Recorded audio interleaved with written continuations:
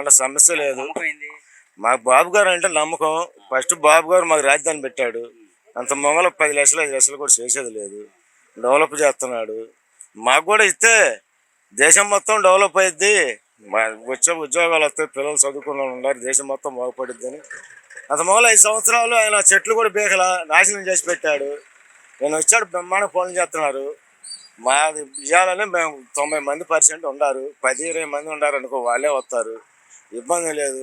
మొన్న కూడా పెట్టారు, ఆఫీసులు పెట్టారు, ఇవ్వాలని రెడీ ఉన్నారు, ఇబ్బంది లేదు. మా బాబు గారి మీద మాకు నమ్మకం ఉంది, గట్టిగా ఆయన చేస్తాడని నమ్మకం ఉంది. బ్రహ్మాండం ఉంది సార్. ఏ తగాదలు గొడవలు ప్రశాంతంగా మీరు పనులు చేసుకుంటున్నారు. రైతు భరోసా వస్తుంది, ఫ్రీ బస్సులు పెట్టారు, అంతా ఆడవాళ్ళు ఎక్కిపోతున్నారు. ఓపెన్ మొన్న వచ్చారు, బలలో అయిన పెట్టారు, పెట్టుకొని మాట్లాడతారు. కాకపోతే ప్యాకేజ్ ఎక్కువ అడుగుతున్నారు. అప్పుడు 10 సంవత్సరాలు ఇచ్చారు కదా, ఇప్పుడు 10 సంవత్సరాల తర్వాత కండి మరి అప్పటితో పాటు ఇప్పుడు తీసుకోవాలంటే అడ్డు కుదురు అని పెద్దలతోటి మాట్లాడుతున్నారు. ఆ ప్యాకేజీ 200 ఎక్స్ట్రా ఇచ్చారనుకో, అందరూ అడిగి ఇచ్చే పొజిషన్లో ఉన్నారు. కాకపోతే కూలి వాళ్ళు నల్లవాళ్ళకి ఇదివరకు 5,000 ఇచ్చారు కదా, కొంచెం పెంచండి. మరి ఇక తప్పులు పప్పులు ఉన్నాయి కదా, బ్యాంకులో పెట్టుకొని ఇబ్బందిగా ఉంటుంది కదా, కదా అవి తీరమని అడుగుతున్నారు. బాబుగారు చెప్తే అయిపోతుంది, తీర్చేస్తారు. కాకపోతే అంత దూరం కాకుండా మా 7 తీసుకుంటా ఉన్నారు. 7 తీయాలంటే రెడీగానే ఉన్నారు అందరూ. ఎవరెప్పుడు ఊరన్నాక ఏ పార్టీ వాళ్ళు ఉంటారు, ఆ పార్టీ వాళ్ళు అటు మాట్లాడచ్చు. ఈ పార్టీ వాళ్ళు 90% ఇవ్వాలనే ఉన్నారు బాబు. దానికి మాత్రం బాబు గారి మీద పక్కా నమ్మకం ఉంది. మనం గెలిపించుకున్నాం. అంత మొంగలు మేము ఏడిచాము, ఆ రైతులు ఏడిచారు, ఎన్ని ఇచ్చారు అందరూ చూశారుగా, దేశం మొత్తం చూసింది. బాబు గారు వచ్చినా బ్రహ్మాండంగా అభివృద్ధి చేస్తున్నాడు. పనులు బాగా జరుగుతున్నాయి. రేత్రి బొగులు రేత్రి పోయి పెట్టుకున్న లైట్లు వెలిగిపోతున్నాయి. వేల మంది చేస్తున్నారు పనులు. ఇంకేంది జరగంది. ఇంకా 4 సంవత్సరాలు పోతాడు, ఇంకో పీరియడ్ వచ్చాడు అనుకో, ఇక అమరావతి దాటి కూడా వెళ్ళిపోతాడు. చేసే నమ్మకం ఆయన ఉంటే మాకు బాధ లేదు. చేస్తాడని బాగా నమ్మకం ప్రజలకి. మాకు ఒక్కలే కాదు, మా ఊరికి ఒక్కలే కాదు, దేశం మొత్తం ఆయన ఉంటే అభివృద్ధి చేస్తాడని. హైదరాబాద్ చూశారు, అట్నే ఇది కూడా అభివృద్ధి చేస్తాడని నమ్మకం మీదే మేము గెలిపించుకున్నారు. దేశం మొత్తం చూశారు. పక్కా ఇస్తారని గ్యారెంటీగా నాకు అందరు ఇస్తారు, ఇబ్బంది లేదు. 10-20 మంది అనుకో, వాళ్ళు మాట్లాడతారు, సహజమే కదా. బాబు గారి గురించి ఏ బాధ లేదండి, బ్రహ్మాండంగా జరుగుతుంది, అన్నీ బాగానే ఉండవు. తగాదలు గొడవలు ఏం లేవు, ప్రశాంతం పోతున్నారు. ఇదివరకు అంతా తగాదలే. బాగానే ఉంది, ఏం ఇబ్బంది లేదు, ఇవ్వాలనే రెడీగా ఉన్నారు. ఇస్తారని ఎవరు చెప్పారన్న? ఏ మీటింగ్లో చెప్పారు ఇస్తారని? ఏ మీటింగ్లో చెప్పలేదు. వచ్చారు వాళ్ళు, ఏదో కార్యకర్తల మీటింగ్ అని వేసుకొని పోయారు. ఎవరు చెప్పారు ఇస్తారని? ఇంకా ఎవరు చెప్పలేదు. వాళ్ళ నిర్ణయాలు మాకేం చెప్పలేదు. మా డిమాండ్లు ఎవరు అడిగారు మమ్మల్ని వచ్చి? మమ్మల్ని ఎవరు అడగలా వచ్చి. అడగకుండా వాళ్ళు సిఆర్డీ ఆఫీస్ పెట్టుకొని ఎవరు అడిగితే వద్దంటే ఆగుతారు వాళ్ళు. వాళ్ళ ఇష్టం, వాళ్ళ ప్రభుత్వం ఉంది కాబట్టి వాళ్ళ చేతులు వాళ్ళ ఇష్టం, అధికారం ఇచ్చారు కాబట్టి. చెప్పుకుంటా నేను కూడా చెబుతున్నా ఇయట్లేదని. అది చెప్పు, నువ్వేముంది దానికి? ఇప్పుడు ఇయట్లేదని నేను కూడా చెబుతున్నా, అది చెప్పు మీడియాలో. ఇప్పుడు వాళ్ళ ఇష్టం వచ్చినట్టు వాళ్ళు ఇప్పుడు 163 సీట్లు ఇచ్చారు, పెట్టుకుంటారు వాళ్ళు. ఎవరు వద్దంటే ఆగరు కదా, మేము వద్దంటే ఆగుతారా? రేపు ఇచ్చే నిర్ణయాలు బట్టి ఉంటుంది. మా డిమాండ్లు ఒప్పుకున్న దాన్ని బట్టి, వాటిని బట్టి నిర్ణయాలు ఉంటాయి. అంతేగాని వాళ్ళు పెట్టుకోమని ఎగబడి ఏమి ఇవ్వం.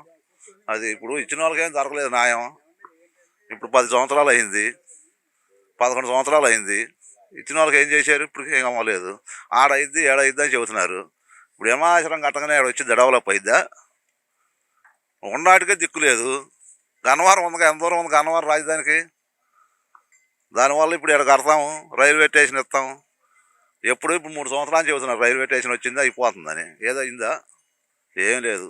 అవన్నీ ఉత్తగా భ్రమలో, జనాన్ని భ్రమ పెడతాం.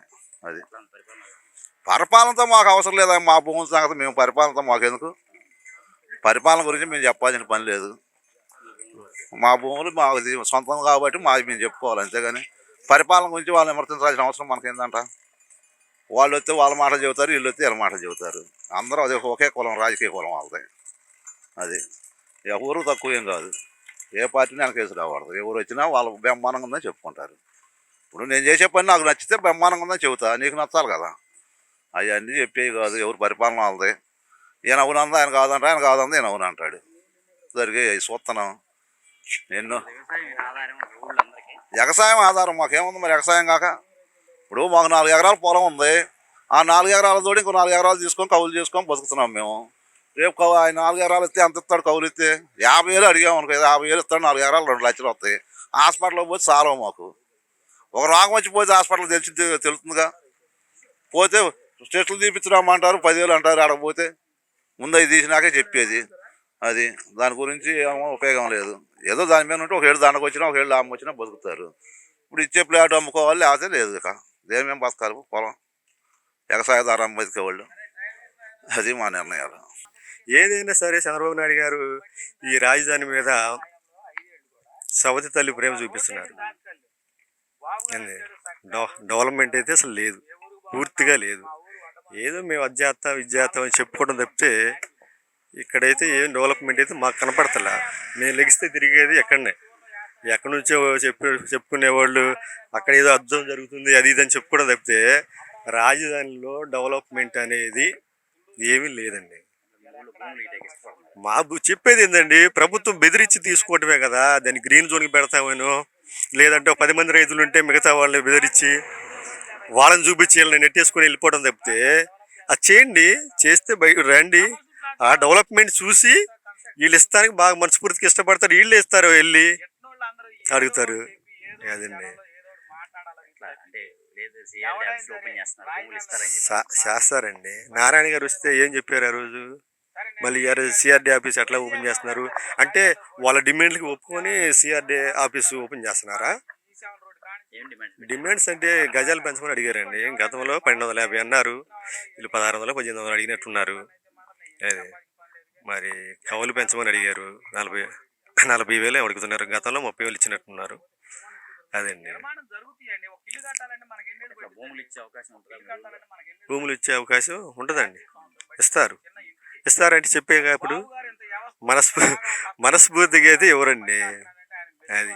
ఇప్పుడు రైతు కూలీల పరిస్థితి ఏంటండి, ఇప్పుడు గతంలో ఉన్న వాళ్ళు 40-50 కిలోమీటర్లు వెళ్ళి పొద్దున్నే లెగిసి వాళ్ళు పనులన్నీ ముగించుకొని ఆటోలో ప్రయాణం చేసి బయటికి వెళ్ళి పని చేసుకొని వచ్చేసరికి సాయంత్రం 7 అవుతుందండి. మరి వాళ్ళ పరిస్థితి ఏంటి? గ్రామంలో ఉన్న ఊర్లోనే పని ఉంటే ఎట్లా ఉంటుంది, బయటికి వెళ్ళి పని చేసుకుని వస్తే ఎలా ఉంటుందండి? ఆ బాధ వీళ్ళకి తెలియదండి.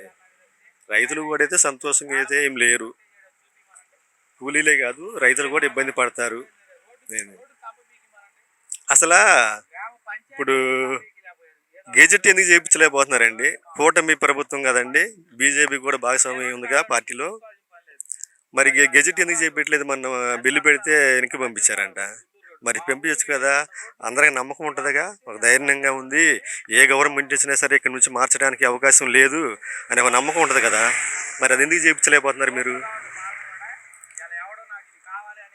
అదండి, అంతేగాని ఏమీ కూడా ఇక్కడ ఏదో జరుగుతుంది, ఇక్కడ ఏదో అద్భుతం సింగపూరు ఇవన్నీ చెప్పుకోవడం తప్పితే ఇక్కడ ఏది కూడా ఇంకా 30-40 ఏళ్ళు పడుతుంది చేయాలంటే.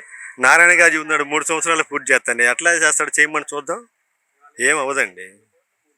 అసలు ఏంటంటే రైతులు ఇప్పుడు మన ఉంది, రైతు ఏం చేసుకున్నాడు అంటే మా దగ్గర భూమి తీసుకొని మీరు చెరువులు పౌరంబాకులు శ్మశానాలు రైతులకేమో తాత ముత్తాతలు ఇచ్చిన ఆస్తిని మీరు తీసుకొని మీరేమో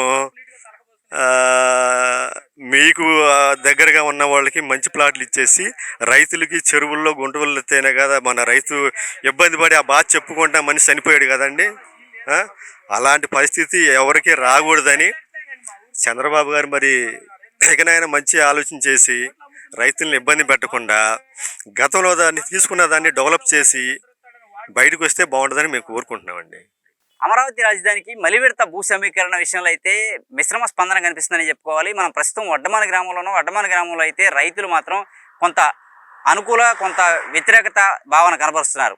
మంత్రి నారాయణ సిఆర్డీ ఆఫీసులు ఓపెన్ చేయించడం, ఇక్కడ రైతులతో సమావేశాలు నిర్వహించడం వంటి ప్రక్రియ అయితే చాలా వేగంగా నిర్వహించారు. సిఆర్డీ ఆఫీసులు ప్రారంభిస్తున్న నేపథ్యంలో రైతుల నుంచి ఎటువంటి స్పందన వస్తుందనేది పరిశీలిస్తే రైతులైతే ఖచ్చితంగా అమరావతి రాజధానిలో తొలి విడతలో తీసుకున్న భూములు అభివృద్ధి చేసి తర్వాత మా వద్దకు రావాలని స్పష్టం చేస్తున్నారు. ఇదే సందర్భంలో అమరావతి రాజధానికి కేంద్రం నుంచి చట్టబద్ధత అనేది తీసుకురావాలని, అప్పుడు తమ వద్దకు భూములకు రావాలని కోరుతున్నారు. ఇదే సందర్భంలో కొన్ని డిమాండ్లు అయితే పెట్టామని, ఫ్లాట్ ఇచ్చే విషయంలో కానీ, కొన్ని గజాలు పెంచడం, రైతు కూలీల విషయంలో కానీ ఇవన్నీ డిమాండ్స్ నెరవేర్చి తమ వద్ద భూములు తీసుకోవాలని డిమాండ్ చేస్తున్నారు. లేని పక్షంలో తమ భూములు ఇచ్చేది లేదని తేల్చి చెప్తున్నారు. వీడియో జర్నలిస్ట్ రెహమాన్తో నాని, ఏపీ అమరావతి, అభినవ్ భారత్, వడ్డమాన్ నుంచి.